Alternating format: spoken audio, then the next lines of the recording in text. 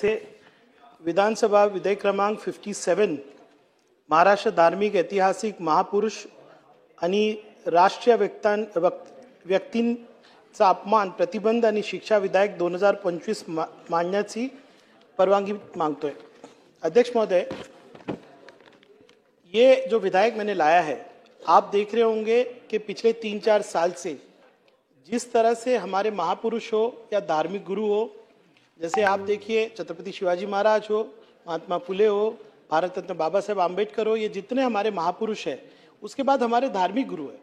जैसे कि मैं बताऊं, नबी अकरम सल्लल्लाहु अलैहि वसल्लम हमारे प्रॉफिट मोहम्मद के बारे में इस तरह से विधान किए जाते हैं कि पूरे उस शहर का या राज्य का पूरा वातावरण खराब हो जाता है।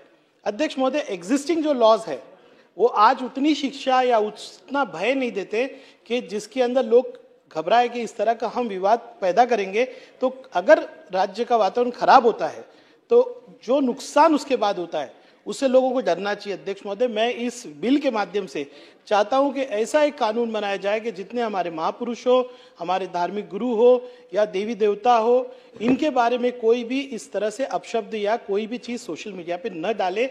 मैं विनंती करता हूं कि इस विधेयक को यहाँ पर मंजूरी भी दी जाए और शासन इसको पाठिंबा दे।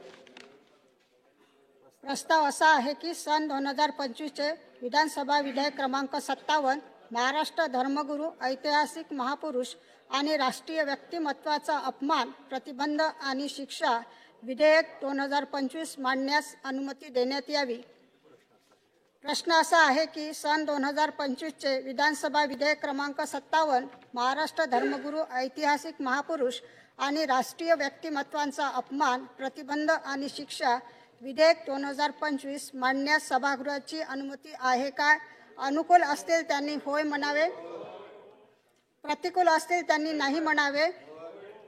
होयचे बहुमत आहे, होयचे बहुमत आहे। प्रस्ताव संमत झाला। एक मताने ताई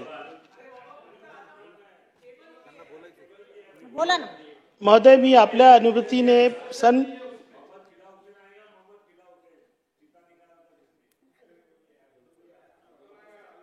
योगेश भाई, हर चीज में क्या योगेश भाई अभी महोदय, मी आपल्या अनुमतीने सन 2025 से विधानसभा विधेयक क्रमांक 57 महाराष्ट्र धर्मगुरू ऐतिहासिक महापुरुष आणि राष्ट्रीय व्यक्तींचा अपमान प्रतिबंध आणि शिक्षा विधेयक 2025 मांडतो।